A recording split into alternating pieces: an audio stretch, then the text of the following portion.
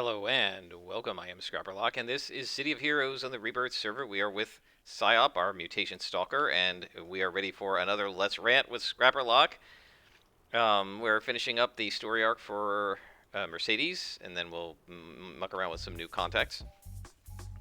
But in the meantime, of course, the purpose of this video is not to follow story arcs specifically, but to talk about role-playing games, in particular tabletop role-playing games, role-playing game design, and various issues associated with that. Talk about different issues with players and GMs. And today what I'm going to talk about is something a little more theoretical and I guess universal to role-playing games and not just specific to something like D&D or Champions. And this is actually based on a lecture that I watched of Simon Sinek. Simon Sinek is sort of like this inspirational speaker for business leaders. He likes to talk about leadership. He's written a book called Find Your Why and a few other books. I find him very intelligent and interesting to listen to, and he often has insights that other people don't seem to have, and I find him worth listening to. And I was actually rewatching an old video of his from some years ago, I think 2015 or 16, and he was talking about leadership, and said that many leaders don't even understand the game they're playing. Like, what game are they in? What are you actually doing? And he was talking about it from the perspective of companies and leadership and business, but I immediately started thinking about it in terms of role-playing games. And what he said was somebody came out with this, I guess, a hypothesis in business a long time ago, talking about that there are two kinds of quote-unquote games that you can play: the finite game and the infinite game. And these games fundamentally have different goals, and the players of these games, if they realize which game they're in, will act very differently from each other. That is, you will play, if you are in an infinite game and you know that you're in one, you will play it very differently from how you play a finite game, and vice versa. And so first what I want to do is give Simon Sinek's sort of basic definition of what these two different games are and how they differ from each other. And then I want to relate them to role-playing games. And the reason I want to do this is listening to his definitions made me think about the different types of game groups, and the fact that a lot of D&D games end by the 6th session, end by 6th level, and that we then see players, despite this, trying to go to 20th level. That they're like just have to get to 20th level. My best friend, he just gets so upset. Every campaign he's been in has ended long before 20th level, and he's never gotten to 20th level, and he's so frustrated, right? Because he just wants to get there once. And so I think all of this kind of is a piece. All of it works together conceptually. So I want to kind of talk about it all at once. So let's start by defining the two different types of games. Let's start with the finite game. The finite game is a typical game that you're used to. Chess is a finite game. Finite games have end conditions. They have win conditions, right? Usually they're listed on the box of the game or whatever. They have win conditions.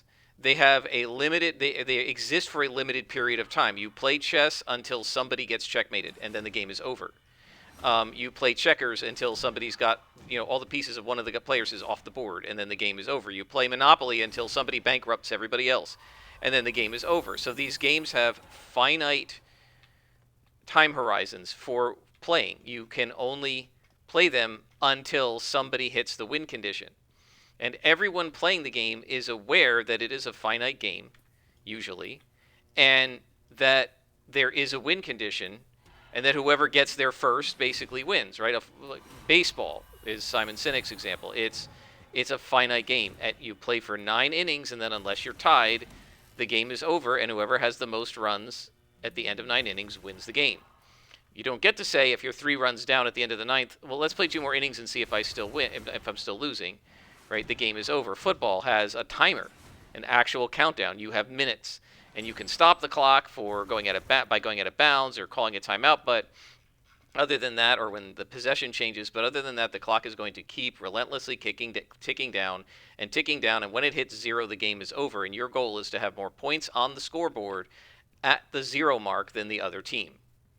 And so these are closed-ended enterprises, finite games. They have an end condition. Everybody's aware of the end condition, and the goal of the players is to reach the end condition in whatever position you have to be in to win, with more points or fewer points if it's tennis, right, or whatever, right? And so, well, tennis is more points, but making fewer errors, right, and things like that. And so there are known conditions, and those conditions are finite. They have an ending, and each player knows it, and the player is working toward victory, right, in the closed set of conditions that lead to the ending of the finite game. So the purpose of playing a finite game is to win it, and to win it by the time it ends, right?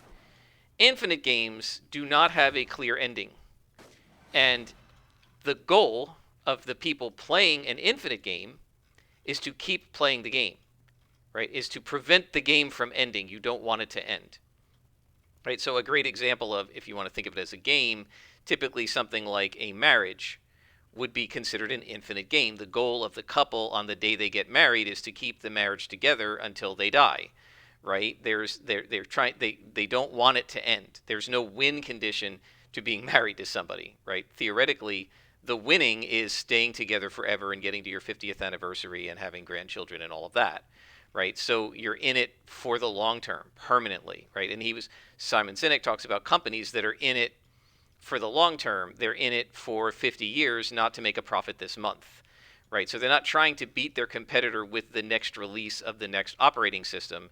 They're trying to keep their software and hardware around permanently.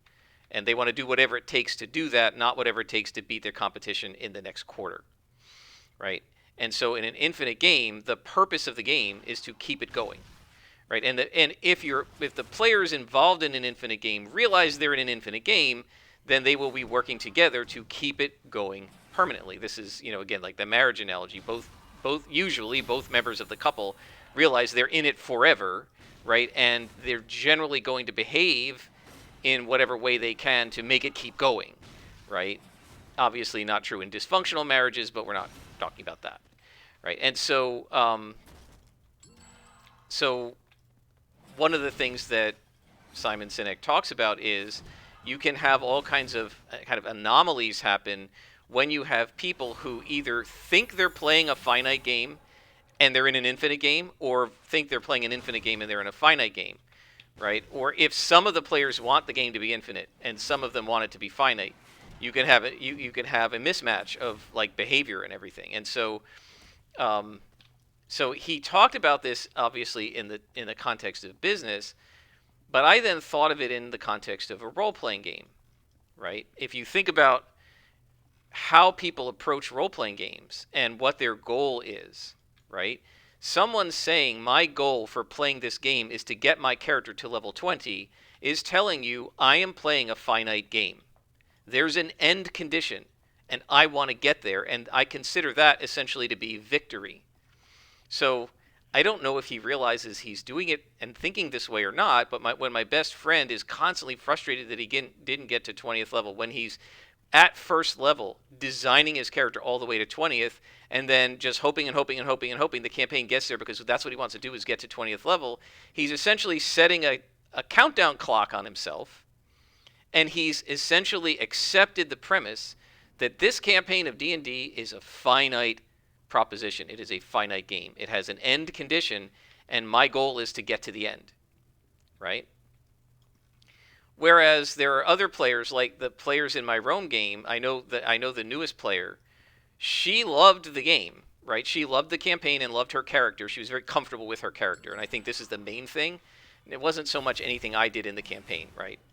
It was that it was her first D&D character. Because it's her first D&D character, she basically made a copy of herself, and so she was comfortable playing herself. And she got used to the abilities of the character, and the couple of times we've switched, she's made different characters, and she's not as comfortable with those because they're not copies of herself, and she also isn't used to their abilities, and so it's sort of like a comfortable old worn out shoe, and she's sort of really happy with that character.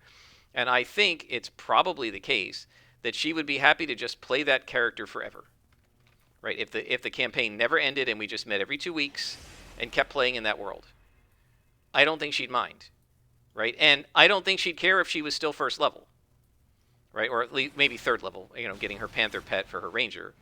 But her goal wasn't to get to a certain level or beat a certain monster.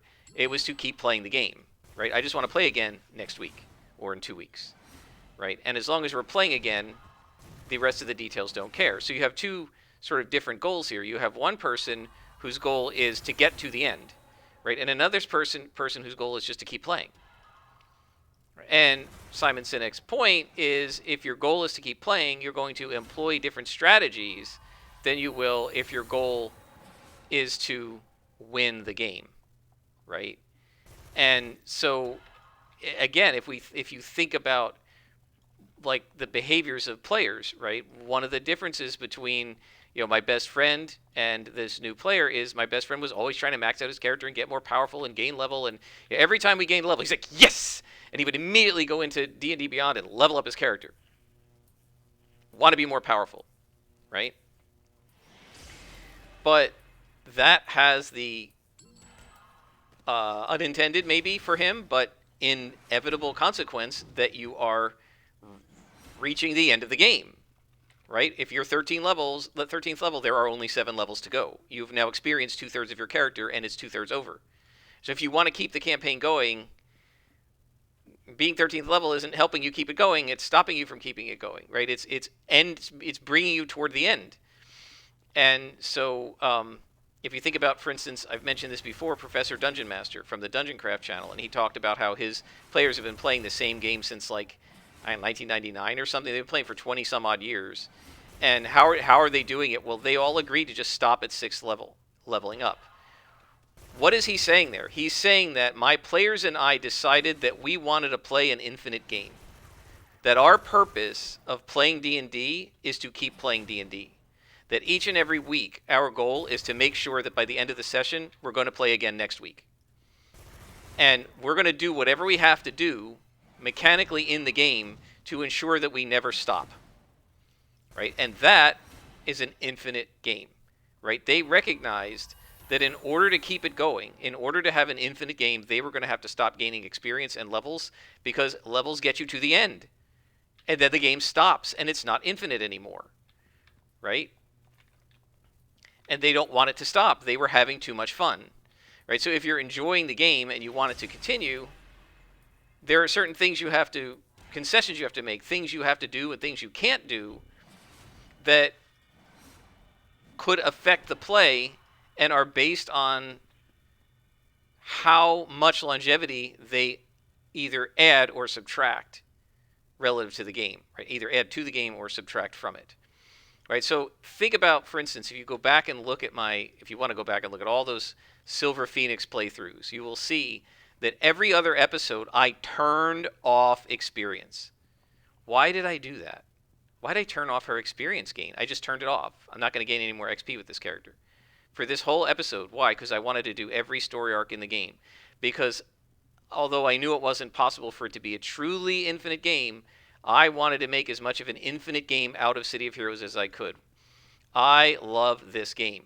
And my goal when I came back to City of Heroes was to keep playing City of Heroes, right? Every time I finish playing City of Heroes, I want to finish in a position where I'm going to come back and play again. So I don't want to win City of Heroes. I don't want to beat City of Heroes. I want to keep playing it. And so this is why I don't farm the Architect, I don't do the brute stalkers or whatever it is that's the flavor of the month build and get 500 million influence and then farm the Architect all the way up to the Incarnate Trials and then play the Incarnate Trials. Right? And I've mentioned before how I think I'm one of only 3 or 4 members of my almost 80, 90 member supergroup still playing City of Heroes actively on a daily basis. There's one other person who likes to play Stalkers and Scrappers, and she and I talk about our Stalker and Scrapper and Brute obsession sometimes on the channel, and she still plays, has a bunch of alts. And there are 1 or 2 others that play, I think, much more casually, but not daily. But the vast majority of all the people who were playing the game to level up and get to the end and do the incarnate trials and then running incarnate trials, they have all stopped playing City of Heroes. Now, I'm not criticizing them, but what I'm saying is they were inherently viewing it as a finite game, right? They were trying to get to the win condition of the incarnate powers, right? These things. That's where they were going. They got there, and then once they were there kind of wasn't anything else to do, so they stopped playing, right? They won City of Heroes, and it's over, right? To them, it was a finite game. To me, it's an infinite game. I want to keep playing it. I don't want to do anything to my character that's going to make it so that I can't play the character anymore. And so I just very slowly gain experience. I turn experience off. I just do the story arcs. I go through it slowly like this. I do a Let's Rant, and it allows me to experience this character for months. It's an infinite game. I want to play this character for a long time, and I want to play this game in perpetuity. I don't want to stop. I like it too much. So I'm in it permanently. And that makes it an infinite game for me. Right? Whereas, look at that. 2 misses in a row. Well, that was a 65% chance hit. Okay. So, if we think back to D&D, right, and D&D campaigns, we've talked a lot about things that reduce the longevity of your game, right? Things that you do that aggravate and drive the GM crazy and make the GM say, I don't want to play anymore. Or make it overpowered and the GM says, I can't handle this anymore. This is just too hard. I don't want to run anymore. Or something like that. I mean, if you do the things that make the GM quit running, you're playing a finite game, right? Because the game has an end condition now. Meanwhile, if you say, I'm going to do things that help the GM, that make the GM want to keep running, you're playing an infinite game, right? And let me give you a great example. My best friend loves Unearthed Arcana and all the new abilities and things, which I think are overpowered and hard to manage for the GM. And this other player I know who just gets really frustrated with all the UA stuff. He said, if I were you, I would take the most overpowered options available and just stick it right to your friend and let him see how overpowered all this stupid crap is and why it's broken and why he shouldn't allow it. Right? That's playing a finite game. Right? What he's proposing is that there's a win condition to my relationship with my friend and to him running D&D, and the win condition is me making him see it my way. That's a finite game. That will end our game, presumably, right? When my friend gets frustrated. And, when I have done to him, quote unquote, not that he did a whole bunch of stuff, but quote unquote, do to him all the things he did to you, right? That's a finite game mentality. That is attempting to get a win condition, heck, not even on the campaign, but onto our relationship as friends, right? I, however, view this as an infinite game, right? I don't want him to stop running D&D for us. I want him to like running it so that we will have a long campaign and it will be fun, right? And I don't want to get mad at him, and I want him to continue to be friends with me and want to keep playing D&D with me. So if that's true, then I don't want to impose a win condition on our friendship. I'm in it for the infinite game. So I'm not going to do that. I'm going to be, as far as I can, the GM's best friend. I'm only going to take Player's Handbook compatible options that I know aren't overpowered. And I'm going to try to do everything I can to pick up all the scenario hints and campaign clues that he drops for us so that we, we do what he expects so that the game works out. I mean, you don't want to be railroaded. But we all know that if, as players, you do what the GM expected you to do, he will be more prepared and you will have a better adventure. So it's okay not to do what the GM expects, and as a GM, sometimes I have a lot of fun when when the players don't do what I expect. But it's inevitable that you will get a better experience if the GM was able to, if you go on the adventure, the GM was able to prep and do it in the way the GM expected, right? Because the GM's prepared for it and doesn't have to wing it, and therefore will be able to give you a better experience. right? And um, so whenever possible, I would argue, you should try to go on the adventure that the GM provides for you, exactly as he expected you to go, right? Do what he expects, so that he's prepared and you're doing what he prepared. And that's what I'm going to do as a player, is try my absolute level best to um, sort of psych out what does my friend expect us to do here, and try to do it if at all possible. Unless it's like wildly out of character or something, which I doubt he would expect me to do something out of character. Unless it's wildly out of character or something, my hope would be that it's something that I can reasonably justify doing, and I'll just do it. Why? Because I'm playing the infinite game. And the infinite game is keep your GM as happy as possible, and he will be able to provide you with years of fun, right? And so I think that there are two different mentalities with players playing D&D. There's the finite game mentality, the player who's, for lack of a better term, trying to win D&D. And then there's the infinite game mentality, which is the player who's just trying to keep the campaign going, right? And it's almost worth, I think, having this conversation at the beginning of a session 0 and saying to each other, what are we in this for?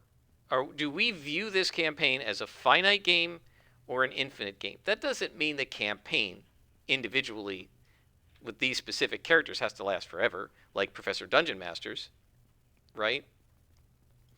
But the playing of D&D in this campaign world and with characters in this world, are we viewing this as a finite game?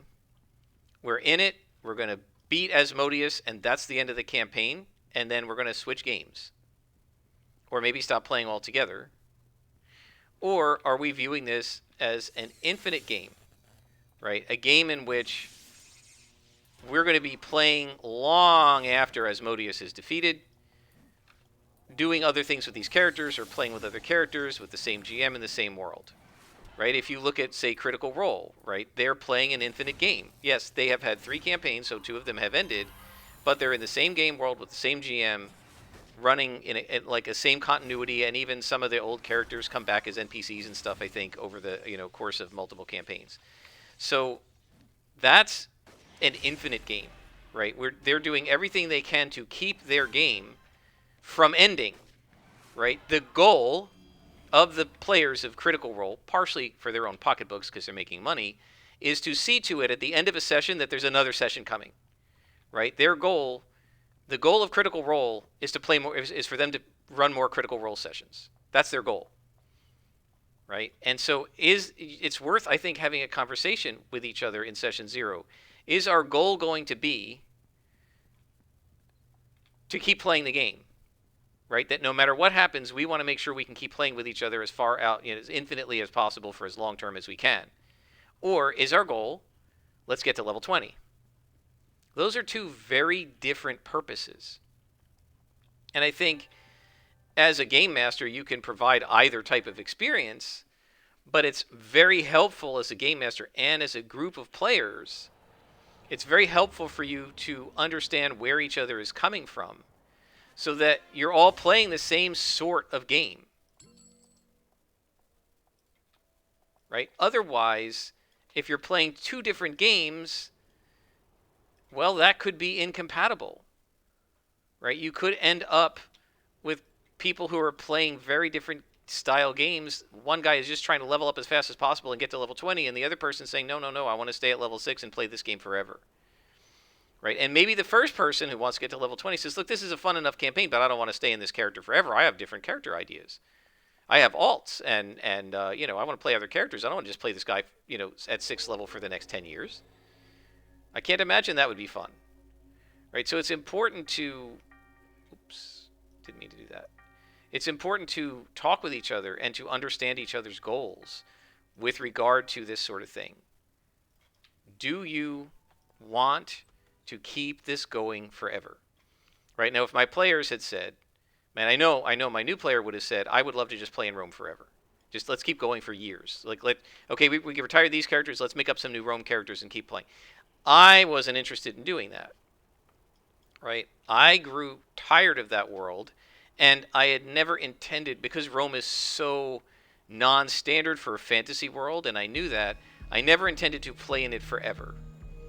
I just intended to play in it for a single campaign. So I viewed the campaign as a finite game, a long finite game, but a finite game. There's a win condition. You're going to beat the arch enemy. I set up a finite game, right? And I think my best friend definitely wanted a finite game because he wanted to get to level 20, right? So, I'm screwed. I'm just going to sell these here. So I set up a finite game, but the players might have wanted an infinite game, right? Not come to an end and finish the plot and there's nothing else to do now in Rome, but let's keep playing in Rome and do some cool stuff.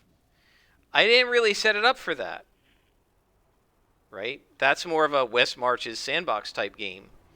Those games are set up for infinite game, right? When you think about, remember when I said that the three storylines that are all interwoven and interwoven with the backstories? That's James Hike's claim, right? You can go back and watch episode 7 or 8 or something where I talked about that. That is fundamentally saying play a finite game, because there are three storylines and a backstory for each character. When those 4 or 5 backstory stories are over and those 3 storylines are over, your game is done. That's a finite game, right? He's basically telling everybody to play a finite game. Whereas if you're doing something like West Marches, or like Professor Dungeon Master's game, where it's not West Marches, I don't think, but he's playing with the same group of people, but they said we're going to stop at level 6 and just keep running games. If you listen to how Professor Dungeon Master and Luke and some of these other people do it, they just seed plot points into the world and let the players find them, right? And when the players find the plot points that they want to play and that sort of thing, then they just, go after that quest.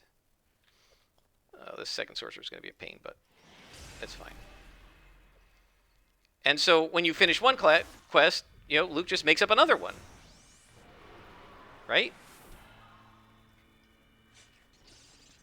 And when you finish that quest, he makes up another one. So he's got like 6 quests. When you do one of them, there are 5 left. He fills a new one in, right? And that allows him to just infinitely run his campaign as long as they want.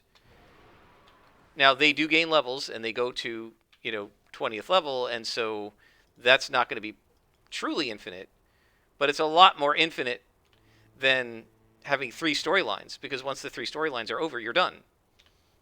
Right? That's a finite game. And again, there's nothing wrong with playing a finite game. Like I said, I kind of created one for the Rome game. That's like without thinking about it. But this is my point. I did it without thinking about it, right? I didn't think about, is this campaign finite or infinite, and what do people want? Right? Because I think that's the other question, is to ask each other, what do you want? Right? Do you guys want to play an infinite game where we're doing this for the long term? Or do you want to do something shorter? Right? We're going to play Lost Mine of Phandelver. We're going to get to the end. We finish the plot of that game. The campaign is over. We're done. Right? And we'll go find it. We'll all go find new game groups. Right? That's it. We're only together for that period. Right? My best friend did this. Right? He was in Waterdeep, Dragon Heist or whatever it was. Right? The first, and it's like 5 levels, 6 levels, something like that. And when they were done, the GM said, "I'm done." Right? It was a paid GM. He said, "I'm not playing anymore." Right? I can't run anymore. And my best friend, right, worked really hard to convince him to run Dungeon of the Mad Mage, which gets you from like level 5 to level 20, right? And the DM said, "No, I don't want to do that." So what my friend was saying there is, I want to play more of an infinite game. And that DM was like, "No, this is a finite game. You guys paid me so many dollars, whatever it is, $10 a week for so many weeks to run this game. It's over. This is just a job for me. It's a finite game." Right? So I think it's really important when you're, I think that's a question to ask in session 0, right? Do you guys want a finite game or an infinite game? If you want a finite game, then you do different things than if you want an infinite game. Right? And you always have to remember that the purpose of the finite game is to finish it, right? But the purpose of the infinite game is to not finish it, right? To keep it going indefinitely, right? And so if you're playing a level 1 to 5 game that ends, you already know that at 5th level this game is over, and the purpose of this game is to get to the end of it. And that's a very different mentality than saying we're going to start at level 1, we're not going to set a level limit, we'll level up when we kind of feel like it, right? But the purpose of this game is to keep playing every week. And so we're not going to level too fast, and we're not going to level up too high, because we know that doing that will make us not be able to play every week. Right? If you, again, using Critical Role as an example, Matt Mercer, at least in the second season, he didn't use experience points. He leveled them up, like did story-based leveling. At certain points in the story, he said, okay, you guys are, you've gained a level now. Right? And they sort of leveled up off screen and everything. And why did he do it that way? Right? And as soon as I saw him doing that way, I said, well, this is brilliant. This is a good way to do it, because he can keep it infinite, right? He never has to level them up. And therefore, they can play as long as they want. And what did they do? Didn't they have like 140 sessions or something? That's a hugely long... I mean, what is that? 25 times the average length of a campaign in D&D, right? The rest of the world is playing finite games. That's an infinite game, right? We're keeping it... The goal of Critical Role is to do the role play that we do this week such that we can come back next week and do it again. And everybody in the group is on board with that. That the purpose of playing Critical Role is to keep playing Critical Role. There is no ending. This is why we're here. It's an infinite game, right? And it's the same thing with campaigns. Is the purpose of your campaign to play D&D? Right? If it is, then you want to make sure that you set the campaign up, and the players need to make sure that they play their characters in such a way that there isn't an ending. And this has some really important implications for how you build your character and you do your background, right? Because if you give your character open-ended goals, like saving the world, that's an infinite game character. You can always need to do something else to save the world. But if you give yourself a closed-ended goal, like finding my girlfriend, that's not an open-ended goal, right? Once you find the girlfriend, your goal is done. Okay? And so that's not an infinite game goal. So it's really important to think about these things, and when you're building your character and you're making your background options, ask yourself, ask the group, are we playing an infinite game here? Is the goal of this game to keep it going? Or do we want to get to an ending? You know, the GM might say, look, I don't want to do it forever. I'll run for a year. But at the end of this year, I want to stop. So no infinite game, right? Then you want to make a closed-ended goal, a smaller goal, right? Defeat Farzuk the Dwarf Butcher who killed my family. The GM can give you that goal, you defeat him, and your character's Rise on Detra is over, right? And then you make up another character. You play another campaign. It's perfectly fine to do that. But it's important to know what it is that you're doing, to know that you're playing the infinite game or the finite game, right? If the group has said we want to play an infinite game, like our goal, we love D&D, and our goal is to play D&D or Champions forever. We just never want it to stop, and the GM's on board with it, right? Matt Mercer's been GMing Critical Role since 2013, and probably since before that when they weren't filming it, right?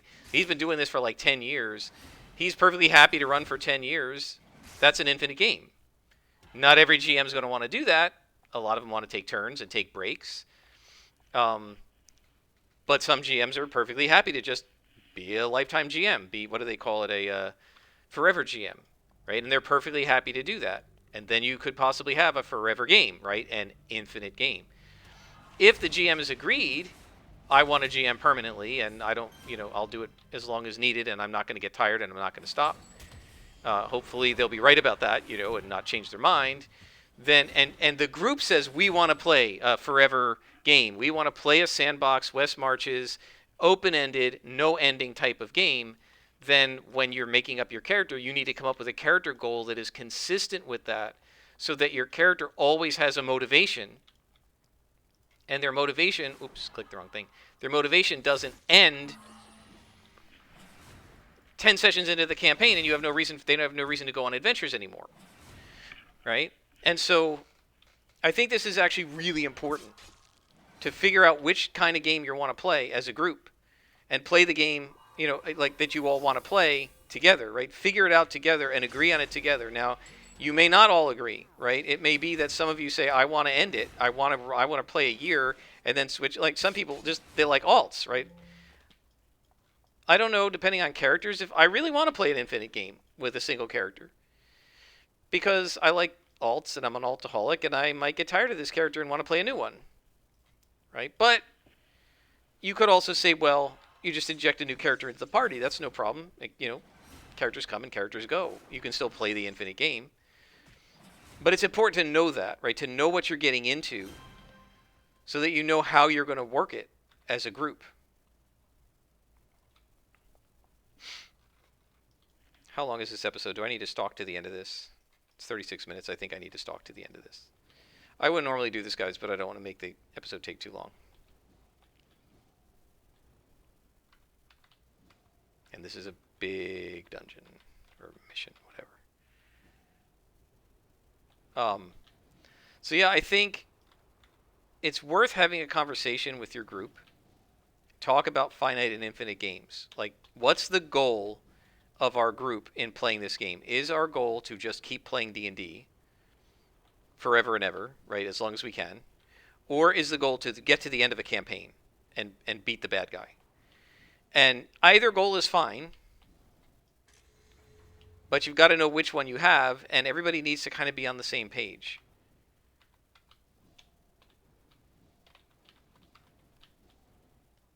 Otherwise, there could be a lot of trouble. There could be incompatibilities. You're going to have one character trying to play the infinite game while the other characters are trying to win. Right? So it's important to know, do you want the goal of the game to be to keep playing the game? Or do you want the goal of the game to be to get to some end condition, some win condition? And I'm not talking about win D&D like beat the DM.